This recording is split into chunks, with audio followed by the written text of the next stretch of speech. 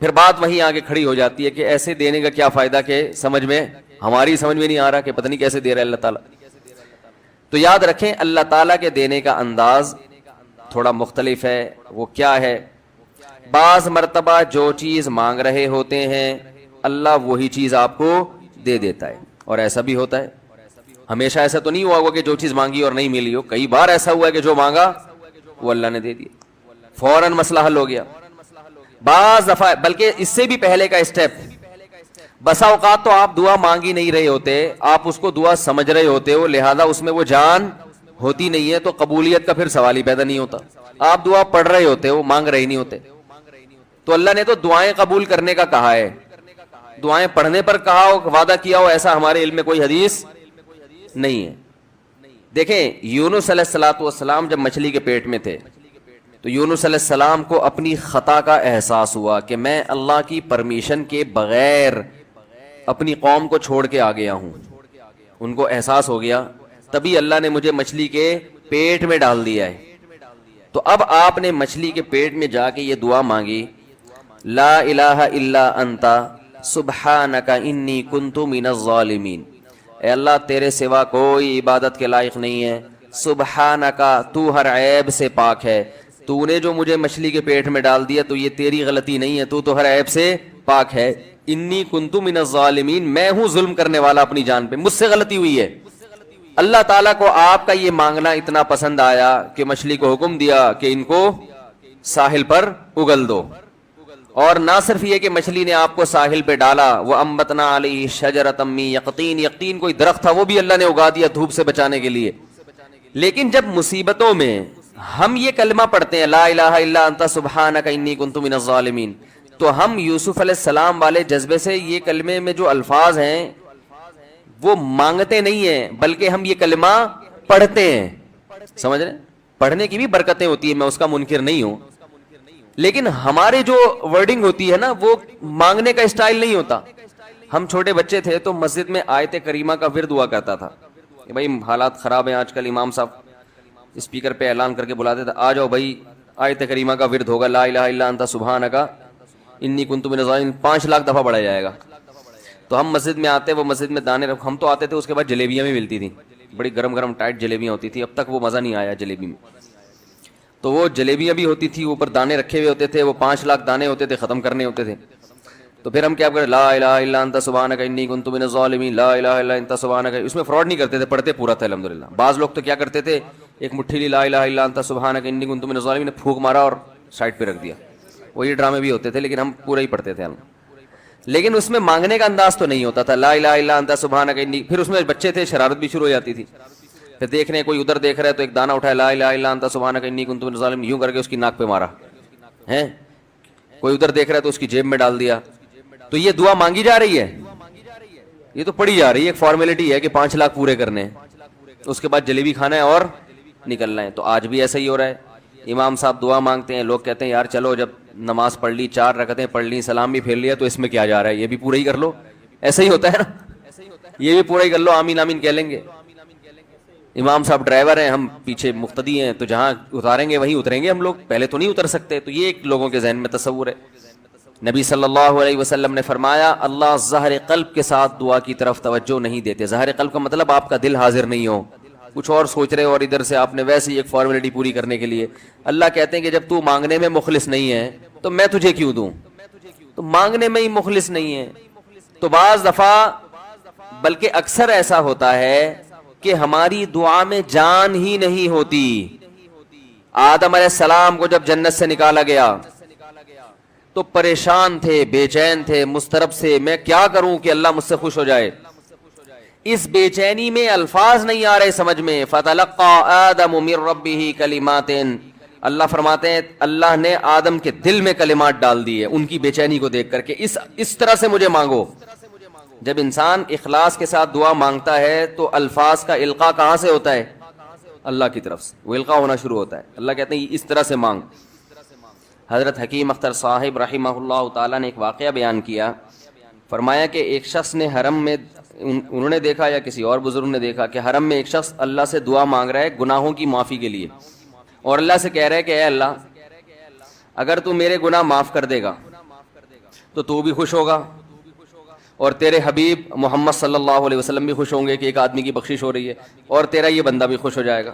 اور اگر معاف نہیں کرے گا تو بھی خوش نہیں ہوگا، کیونکہ اللہ کو جہنم میں ڈال کے خوشی تو ہوتی نہیں ہے بندوں کو، اور تیرے حبیب محمد صلی اللہ علیہ وسلم کو پتہ چلے گا وہ بھی خوش نہیں ہوں گے، اور میں بھی خوش نہیں ہوں گا۔ شیطان خوش ہوگا جو تیرا دشمن ہے۔ اب خود سوچ لے، تو اپنے دشمنوں کو خوش کرنا چاہتا ہے؟ یہ اتنے سارے ہیں بھائی، اتنے سارے دوست ہیں تیرے، ان کو ناراض کر کے تو خوش کس کو کر رہا ہے؟ اپنے تو جو تیرا بھی دشمن ہے، میرا بھی دشمن، اور تیرے حبیب محمد صلی اللہ علیہ وسلم کا بھی دشمن ہے۔ تو دیکھو کیسے الفاظ ہیں اس کے، تو ایسا کہ بظاہر بخشش کے علاوہ کا آپشن چھوڑا ہی نہیں۔ کیا خیال ہے؟ حجاج ابن یوسف بڑا ظالم تھا، بڑا ظالم۔ موت کا جب وقت آیا، تھے یہ لوگ ایمان والے، چاہے ظالم تھے، بدعمل تھے، لیکن اللہ پر ایمان بہرحال رکھتے تھے، ان کو پتا تھا کہ میں غلط کر رہا ہوں۔ جب موت کا وقت آیا تو کہنے لگا کہ اے اللہ لوگ کہتے ہیں کہ تو مجھے نہیں بخشے گا، لوگ کہتے ہیں کہ میرے جیسے گناہگار کو تو نہیں بخش سکتا۔ بڑے عجیب الفاظ ہیں، اللہ کی رحمت کو جوش دلا رہا ہے کہ تو ایسا کر کے دکھا دے، یعنی کچھ ایسا کر کے دکھا دے کہ جو تیرے بارے میں لوگ گمان کر رہے ہیں وہ گمان کیا ہو جائے۔ یہ بالکل ایسے ہے جیسے کوئی بہت بڑا سیٹ ہو، آپ اس سے بہت زیادہ بڑا قرضہ مانگنے کے لیے جائیں جو کہ عام طور پر نہیں ملتا، لیکن آپ اس کو جوش دلا رہے ہو کہ لوگ کہتے ہیں کہ تو اتنا بڑا قرضہ نہیں دے سکتا، تو آج تو اپنی سخاوت دکھا دے کہ میں اتنا بڑا قرضہ بھی دے سکتا ہوں۔ تو مرتے ہوئے کیا کہنے لگا کہ اللہ یہ پبلک کہہ رہی ہے کہ تو مجھے نہیں بخش سکتا، یعنی یہ تیری رحمت کو چیلنج کر رہی ہے کہ اتنے بڑے گناہگار کو نہیں بخشے گا اللہ، تو آج کیا کر لے تو یہ دکھا دے اپنی رحمت سے کہ میں اتنے بڑے گناہگار کو بھی معاف کر سکتا ہوں۔ اب پتہ نہیں اللہ نے معاف کیا نہیں کیا، وہ تو اللہ کا معاملہ اور حجاج بن یوسف کا معاملہ، لیکن علماء کہتے ہیں یہ اس نے الفاظ بڑے ڈینجرس کہے ہیں مرتے وقت۔ ڈینجرس کا مطلب یعنی دوسرے معنی میں ایسے ہے کہ اس نے اللہ کی عرش کو ہلا دیا ہوگا۔ اللہ کو مانگنا اتنا پسند ہے، پہلی بات تو یہ ذہن میں رکھیں کہ اس سے بڑی کوئی عبادت نہیں ہے دعا سے، اور دعا سے مشکل کوئی عبادت نہیں ہے۔ نماز پڑھنا آسان ہے، زکوٰۃ دینا آسان ہے، روزہ رکھنا بھی آسان، سب سے مشکل کام کیا ہے؟ دعا مانگنا۔ اسی وجہ سے ہم نے جن لوگوں کو دیکھا کہ وہ واقعی دیندار ہیں، اللہ والے ہیں، ہم نے صرف انہی کو دعائیں مانگتے ہوئے دیکھا ہے۔ عام لوگوں کو ہم نے دعاؤں کو اتنا فوکس کرتے ہوئے نہیں دیکھا، وہ دوسری چیزوں کو زیادہ فوکس کرتے ہیں، دعاؤں پہ زیادہ زور نہیں ہوتا ان کا۔ وظیفوں پہ تو ہوگا صبح شام، یہ والا اتنی دفعہ، وہ والا اتنی دفعہ، وہ بھاگ گئی واپس آ جائے اس کے لیے اتنی دفعہ، وہ جا نہیں رہی اس کے لیے اتنی دفعہ، یہ وظیفوں پہ تو ہوگا زور۔ ایسے ہوتا ہے نا ہاتھ اٹھا کے اللہ سے گڑگڑا کے مانگا جائے، یہ چیزیں کم۔ میں جب حج پہ گیا تو اپنے شیخ مرشد کے ساتھ تھا، پہلے ہی ہم نے ان کو دیکھا تھا بہت زیادہ دعائیں مانگتے ہیں، وہ بہت زیادہ ان کا دعاؤں میں دل لگتا ہے، بہت دعائیں مانگتے ہیں۔ تو مجھے کسی نے بتایا کہ یہ جب بیت اللہ کو دیکھتے ہیں تو اتنی لمبی دعا مانگتے ہیں کھڑے کھڑے کہ تم ان کے ساتھ ٹھہر نہیں سکتے۔ میں نے کہا کیوں نہیں ٹھہر سکتے؟ ہم جوان ہیں، ان کی عمر زیادہ ہو گئی اور ان کو کچھ بیماریاں بھی ہیں۔ تو میں نے کہا ہو جائے مقابلہ پھر، ٹھیک ہے نا، دیکھتے ہیں کون زیادہ لمبا ٹھہر لیتا ہے۔ تو جب بیت اللہ پہنچے، ان کی نظر بیت اللہ پہ پڑی، ذرا قریب گئے۔ یہ جو کہتے ہیں نا بیت اللہ پہ نظر پڑتے ہی وہیں ٹھہر جاؤ، شروع ہو جاؤ، ایسا نہیں ہے۔ بیت اللہ پہ اگر نظر پڑی ہے آپ کی تو کوئی بات نہیں، اور قریب چلے جائیں۔ کوئی دوسرا عمل کرنے سے پہلے دعا مانگیں۔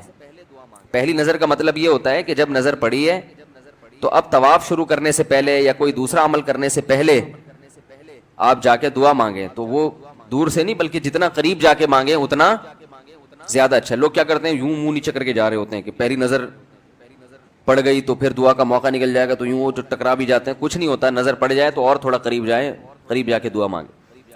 تو ان کو ہم نے دیکھا کہ انہوں نے دعا مانگنا شروع کی، میں بھی کھڑا ہو گیا ساتھ میں، ہم نے کہا چلو ہم بھی مانگتے ہیں۔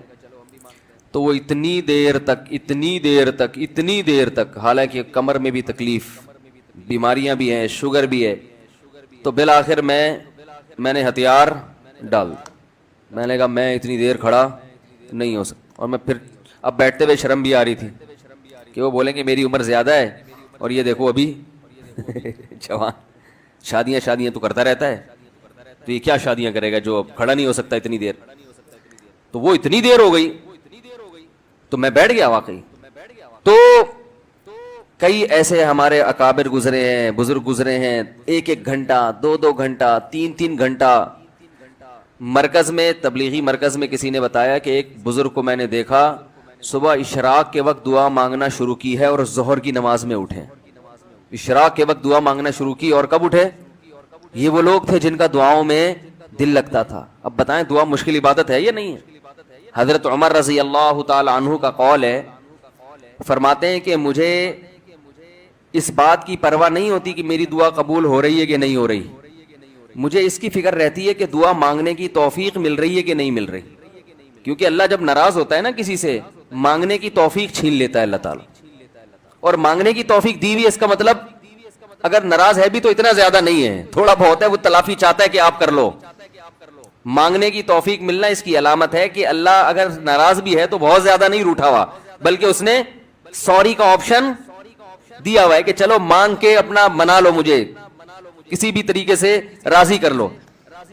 دعا کا اس قدر فائدہ ہوتا ہے انسان کو, اس قدر فائدہ ہوتا ہے, آپ مانگنا شروع کریں زندگی چینج ہونا شروع ہو جائے گی, آپ کی زندگی میں تبدیلی آنا شروع ہو جائے گی.